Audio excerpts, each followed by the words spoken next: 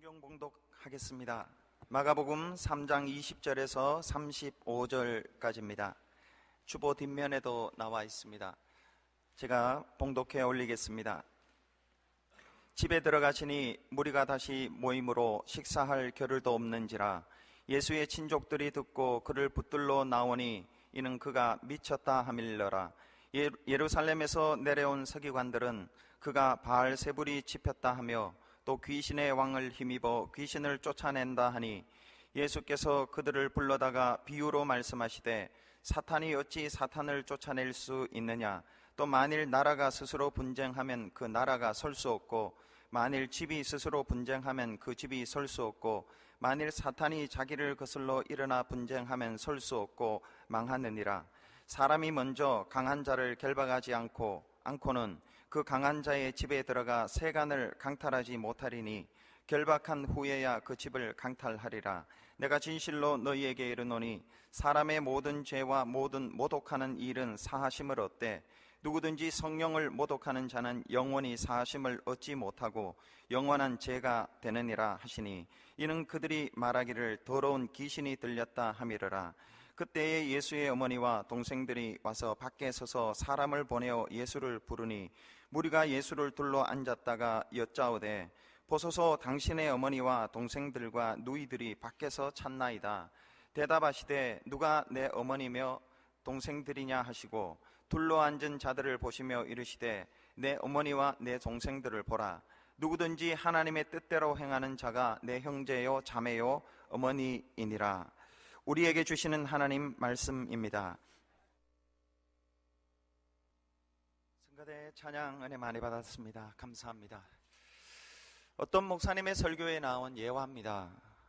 경남 어느 중소도시에 목회하는 김 목사가 있었습니다. 이 김 목사는 어느 주일 처음으로 교회를 찾아 나온 신입교우 한 사람을 맞이합니다.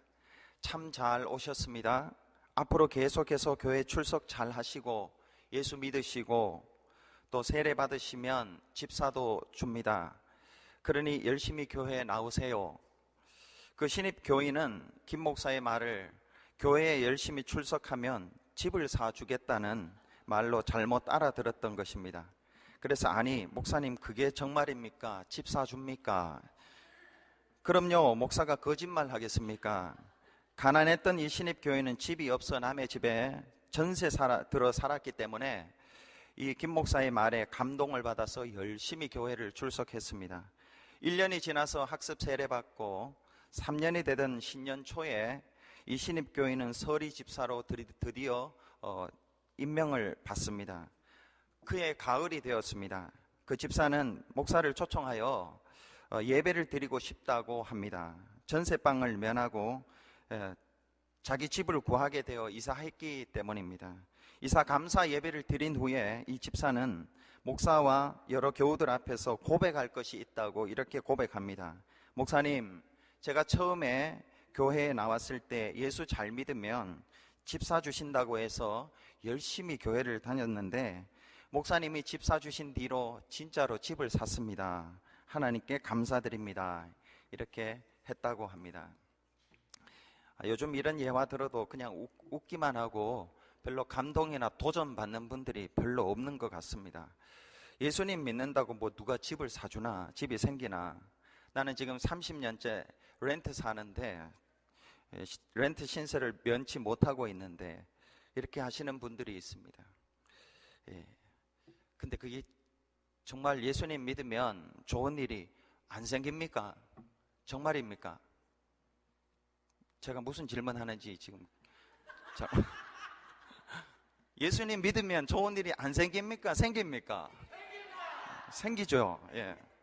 돌아보면 예수님께서 집은 안 사주신 분들이 있어도 죽었다가 살려주신 분도 있고 정말 은혜 많이 받은 분들 있습니다. 이 미국으로 올 때 정말 야곱이 지팡이 하나 짚고 갔는데 넘어올 때는 두 떼를 이루는 그러한 가정을 이루신 분들도 있고요. 지금 좀 어렵지만은 주님이 반드시 잘 해주실 것입니다. 앞으로 잘 해주실 것입니다. 앞으로 잘 해주실 것입니다. 그래서 오늘 다시 예수님을 믿고 살면 좋은 일 생길 것이라고 굳게 다시 한번 믿으면 좋겠습니다. 하나님께서 우리를 사랑하셔서 독생자 예수 그리스도를 주셨습니다. 그 주님께서 이렇게 말씀하십니다. 그 하나님께서 이렇게 말씀하십니다. 내가 아들 하나 있는 것도 너희들 위해 줬다. 그럼 내가 뭘 더 못 줄 것이 있겠느냐? 다 줄 수 있다. 지금 그렇게 말씀하십니다. 이 하나님의 사랑과 예수 그리스도의 은혜와 성령의 위로 교통하심이 오늘 저희들 우리 이 자리에 모인 우리 모두들의 영을 깨우시고 우리의 믿음을 깨우고 우리의 마음을 기쁘게 하고 희망 가운데 거하게 되는 시간이 되기를 바랍니다. 삼위일체 하나님이 살아계십니다. 마가가 마가복음서를 쓴 대상은 두 종류의 성도들입니다. 첫째는 로마의 네로 황제 치하에서 핍박을 받으며 신앙생활하는 사람들이었습니다. 네로는 역사상 존재했던 모든 왕들, 대통령들 중에서 가장 폭군이었다고 역사가들은 이야기합니다. 악독했던 폭군이었습니다. 16살의 황제가 일찍 되었는데 처음에는 정치를 잘 했습니다. 그런데 시간이 지날수록 어머니를 죽이고 동생을 죽이고 신하의 아내를 간통하고 그래서 증기찜으로 죽였다고 합니다. 자신의 아들 왕자도 차가운 바닷물 속에 넣어 죽였다고 합니다. 스승 세네카도 죽이고 한 번에 부하 200명을 몰살시키기도 했다고 합니다. 로마 시내를 불지르고 그 모습이 참 아름다워서 악기를 연주하며 노래한 미치광이였다고 합니다. 로마의 대화제로 사람들이 분노하자 그 범인을 기독교인들이라고 뒤집어 씌워서 어떤 성도들은 십자가형에, 또 어떤 성도들은 굶주린 사자의 밥으로, 또 어떤 성도들은 머리에 불을 붙여서 이것을 초로 사용하는, 빛을 비추는 초로 사용하기도 했다고 합니다. 이런 어려움을 당하는 성도들을 위해서 이 마가복음서가 쓰여졌습니다. 또 하나의 부류는 갈릴리 유대에서 동족들의 핍박을 받으며 신앙생활을 하던 사람들을 대상이었습니다. 마가복음 13장에는 그 정황을 이렇게 잘 기록하고 있습니다. 너희는 스스로 조심하라. 사람들이 너희를 공회에 넘겨주겠고 너희를 회당에서 매질하겠으며 사람들이 너희를 끌어다가 넘겨줄 때에 형제가 형제를, 아버지가 자식을 죽는 데 내주며 자식들이 부모를 대적하여 죽게 하리라. 이렇게 합니다. 이와 같이 예수 믿다가 갑자기 상상할 수 없는 어려움이 파도처럼 밀려올 때 이런 상황이 닥치자 네 종류의 부류의 사람들이 생겨났다고 합니다. 첫째는 배교하는 사람들입니다. 예수 이제 더 이상 안 믿겠다고 한 사람들. 두 번째는 세상도 섬기고 예수도 섬기는 타협하는 신앙인들이 생겼습니다. 셋째는 믿음을 지키려고 산으로 도피하는 사람들이 생겼습니다. 네 번째는 그러나 그 고난 속에서도 계속해서 함께 모여 예배하고 서로 가르치고 위로하고 격려하면서 주님께 헌신하고 모든 환난과 시험을 담대하게 받아들이고 죽으면 죽으리라, 순교하리라, 천국의 소망 가운데 내가 끝까지 주님 믿고 붙잡고 살리라 했던 이런 네 종류의 사람들이 생겨났습니다. 마가복음은 이 네 번째의 사람들, 죽으면 죽으리라 한 이 사람들을 위로하고 격려하기 위해서 첫 번째로 쓰여졌고, 두 번째는 배교하고 타협하고 도피하는 자들을 경고하기 위해서 쓰여진 복음서입니다. 마가복음의 예수님은 종으로 이 세상에 오셔서 많은 고난을 당하시고 마침내 십자가에 달려 피 흘려 죽으시고 그리고 부활 승천하셔서 왕이 되시는 모습을 보여줍니다. 예수님은 어떤 유혹과 어려움이 있어도 그것을 극복하며 메시아의 사명을 완수하는 모습을 보여줍니다. 오늘 본문은 예수께서 인기가 있고 인기와 오해라는 이 두 가지 장애를 극복하면서 우리를, 저와 여러분을 구원하시기 위하여 그 메시아의 사명을 포기하지 않고 끝까지 감당하신 그 모습을 보여주고 있습니다. 먼저 예수님은 매우 인기 있으셨지만 끝까지 종으로서의 자신의 정체성을 잃어버리지 않고 섬김의 삶을 사셨습니다. 오늘 본문 마가복음 3장 20절에서 35절까지를 읽었습니다. 네, 1장 1절부터 3장 19절까지 예수님의 행보를 보면 예수님께서 온 갈릴리를 다니시면서 여러 회당에서 가르치시고 귀신 쫓으시고 병 고치셨습니다. 그 소문이 온 갈릴리에 퍼집니다. 그러자 많은 사람들이 모여듭니다. 예수님이 바다로 가면 바다에, 예수님이 산으로 가면 산으로 사람들이 우르르 몰려다닙니다. 이로 인해서 바리새인과 헤롯 당이 예수님을 죽이고자 연합합니다. 원래 이 둘은 서로 원수지간이었는데 예수님 때문에 서로 화합합니다. 예수님의 인기가 너무 올라가니까 그들이 시기 질투한 것입니다. 그러자 예수님은 잠시 바다로 물러갑니다. 예수님은 자신의 죽음을 대비합니다. 이때부터 복음서 2장부터 자신의 죽음을 대비합니다. 그래서 12제자의 후계자를 세우십니다. 그리고 다음 사역을 준비합니다. 이 12명의 제자를 세우시고 난 뒤에 다시 갈릴리로 또다시 들어갑니다. 이것을 성경의 신학자들은 갈릴리 2차 사역이라고 일컫습니다. 예수님은 반대자들이 반대한다고 해서 잠시 물러나거나 양보는 하지만은 그 일을 결코 포기하지 않으셨습니다. 예수님이 갈릴리에 다시 오셨다는 소식이 퍼지자 많은 무리들이 다시 모이기 시작합니다. 인기가 굉장한 거죠. 인기가 식을 줄을 모릅니다. 인기가 이렇게 올라가면 여러분 사람이 어떻게 됩니까?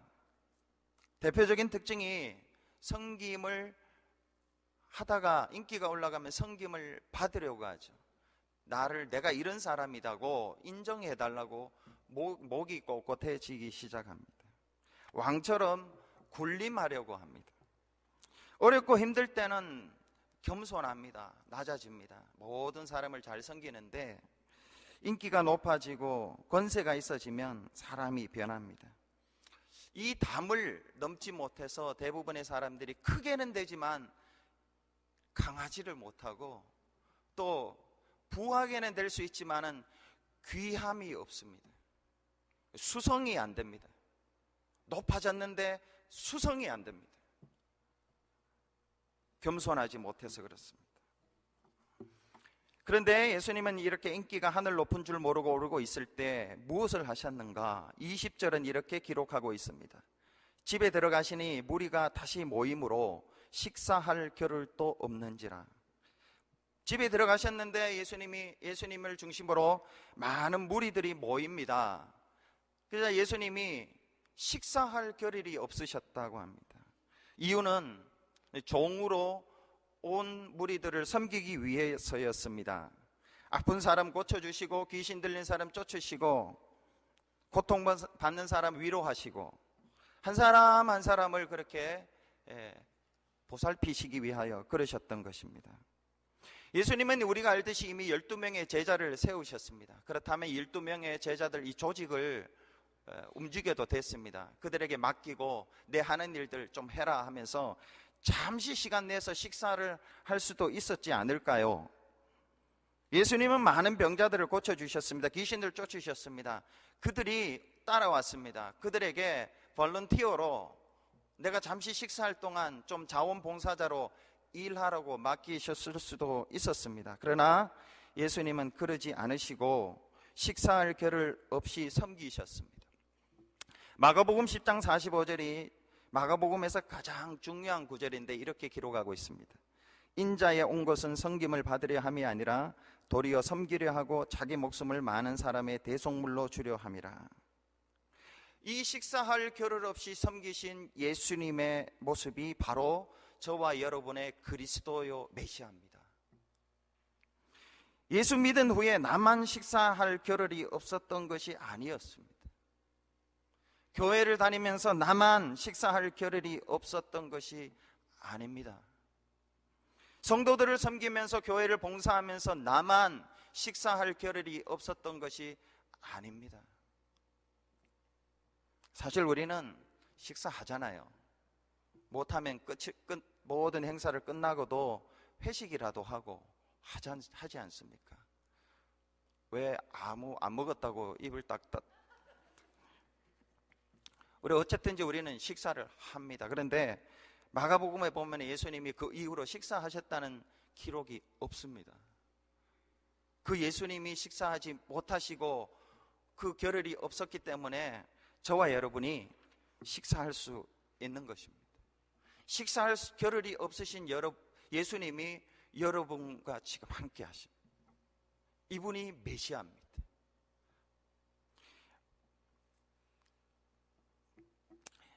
요한계시록에 보면 예수님의 모습이 두 가지 동물의 비유가 됩니다. 5장에 보면 하나는 사자입니다. 숲속의 제왕인 사자. 또 하나는 어린 양입니다. 살해된 어린 양. 그러니까 죽임당하신 어린 양입니다. 죽임당하신 어린, 그냥 죽은 게 아니에요. 그냥 사지가 다 찢어져서 완전히 토막 살해 난 것처럼 그렇게 끔찍하게 죽으신 분이십니다. 사자와 죽임당하신 어린 양, 이 두 분 중에, 예수님의 이 두 모습 중에 저와 여러분을 구원하는 것은 사자가 아닙니다. 죽임당한 어린 양입니다. 그래서 요한복음 1장 29절에 보면 세례 요한은 보라, 세상 죄를 지고 가는 어린 양을 보라. 여러분, 사자를 보면 구원받지 못합니다. 여러분, 구원받지 못해 시험 듭니다. 그러나 나를 위하여 나와 같이, 아니 나보다 더 찢어지시고 비참하게 돌아가신 예수 그리스도가 나와 함께 있구나. 저분이 나를 위해 돌아가셨구나. 그분이 지금 여기에 나와 함께 있구나. 그분을 보면 구원을 받습니다. 우리는 자꾸 사자를 보기 때문에 힘듭니다. 그러나 나보다 못한, 식사할 겨를도 없으신 예수님, 나를 위하여 찢겨주신 그 예수님, 그 예수님이, 나보다 취급을 받지 못하시는 예수님이 지금 여기 나와 함께 있어요. 그 예수님을 봄으로 말미암아, 그 예수님을 봄으로 말미암아 어떠한 상황 속에서도 구원을 받을 수가 있습니다.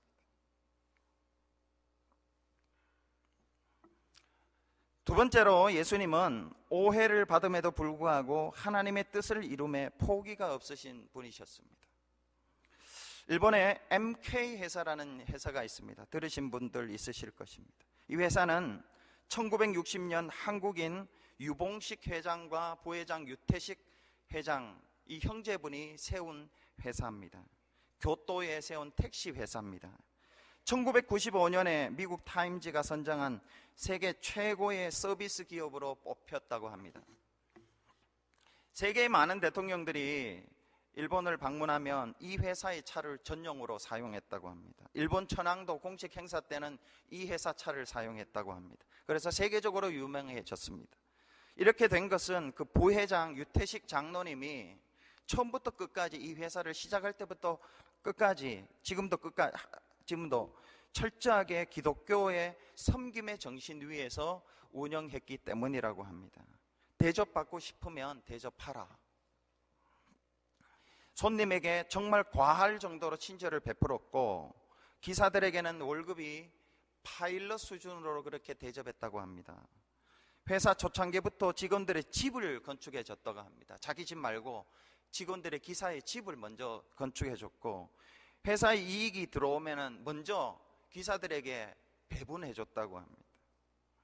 무엇보다 많은 오해를 받아가면서도 사회적인 약자를 생각하고 도왔습니다. 그 중에 하나가 장애인들이 있는데, 이 장애인을 택시에 우선 승차하는 일들을 운동을 했다고 합니다. 할인을 베풀어 줬고 먼저 승차하자. 그래서 이런 일을 하자고 택시 회사, 여러 회사와 모여서 의논을 했는데 아무도 그 제안을 받아들이지 않고 콧방귀를 꼈다고 합니다. 오히려 이 MK 회사가 쇼를 한다고 오해하고 박해를 했습니다. 그런데 또 힘든 적이 내부에 있었는데 택시 운전기사들이 아무도 이 협력을 하지 않았다고 합니다. MK는 지체 부자유들을 태웁니다. 먼저 태웁니다라는 이 스티커를 나눠줬는데 아무도 가져가지 않고 붙여놔도 금방 떼버렸다고 합니다. 스티커 값이 계속 들었지만 계속 붙여주었고, 지체자들을 부축하는 법, 휠체어를 접어서 놓고 펴는 법들을 교육도 계속했다고 합니다. 이로 인해서 지금 일본에서는 택시뿐만이 아니라 모든 버스, 운송시설들이 지체 부자유한 사람들에게 할인 혜택을 베푸는데 기차는 50%, 비행기는 25% 그렇게 베푼다고 합니다.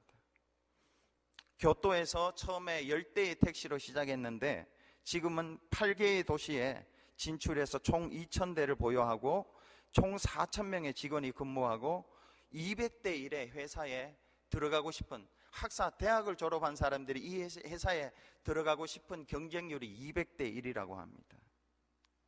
그래서 일본에서 10대 기업으로 성장했습니다. 섬김의 정신과 그 섬김의 정신을 붙잡고 나갈 때에 많은 오해가 있었고 박해가 있었지만은 포기하지 않고 계속해 나갔기 때문입니다. 예수님께서 종으로 오셔서 식사할 겨를도 없이 섬기셨습니다. 사명을 이루셨는데 예수님의 친족들이 예수님을 찾아옵니다. 자랑스럽다고 칭찬하러 온 것이 아니라 붙들러 옵니다.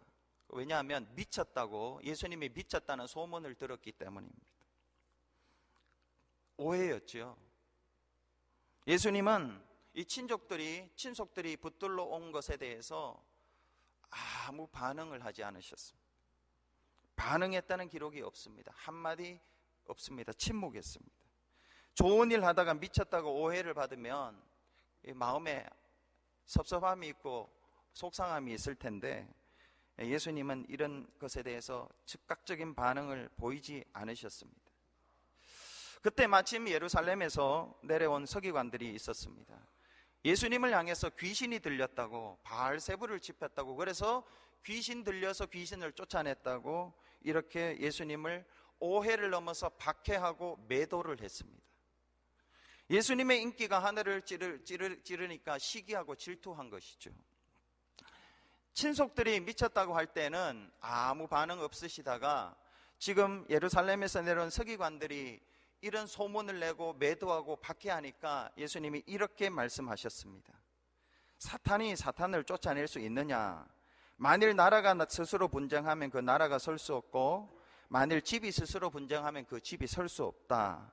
만일 사탄이 자기를 거슬러 일어나 분쟁하면 설 수 없고 망한다.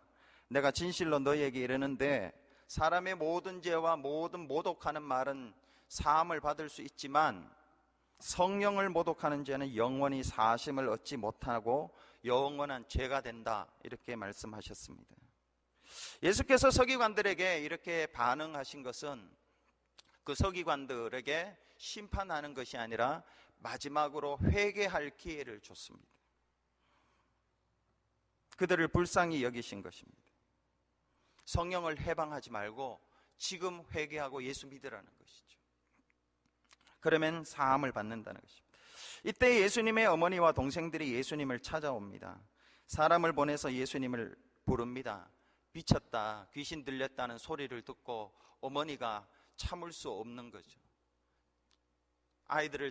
자녀를 데리고 와서 예수님을 불러서 데리고 가려고 한 것입니다. 예수님은 가족에게까지 오해를 받았습니다. 귀신 들렸다고 오해를 받았습니다. 이때 예수님은 이렇게 말씀합니다. 누가 내 어머니며 동생들이냐 하시고 둘러앉은 자들을 보시며 이르시되 내 어머니와 내 동생들을 보라. 누구든지 하나님의 뜻대로 행하는 자가 내 형제요 자매요 어머니라. 이 말씀을 언뜻 들으면 예수님이 육신의 부모님 가족을 소홀히 하고 경시하는 것 같지만 그것이 아니라 예수님은 성도들은 이 땅을 사는 동안에 육신의 관계보다 더 중요시해야 할 관계가 있다고 강조하는 것입니다. 성도는 땅에 속한 사람으로 사는 존재가 아니라 오해가 있고 박해가 있고 매도가 있고 육신적인 관계가 있다 해도 그것을 다 넘어서서 하늘에 속한 사람으로 살아야 함을 보여주신 것입니다. 여러분, 오늘 이 예수 그리스도를 바라보시기 바랍니다. 교회 일 하시면서 오해를 받으신 분이 있습니까? 교회 일 하시면서 박해를 받으신 분이 있습니까? 교회를 하시면서 가족으로부터 미쳤다고 이런 소리까지 들으신 분이 있습니까? 식사할 겨를이 없으신 예수님, 하나님의 일을 하면서도 친족과 서기관과 가족들에게까지 오해와 박해와 매도를 당하시면서도 저와 여러분을 구원하시기 위하여 그 길을 포기하지 않으시고 끝까지 걸어가신 그 주님을 바라보셔야 됩니다. 그 주님을 바라볼 때 여러분에게 힘이 생깁니다. 이분이 여러분과 함께합니다. 이 마가복음서는 이 예수를 보여주는 거예요. 이 예수님을 바라보시기 바랍니다.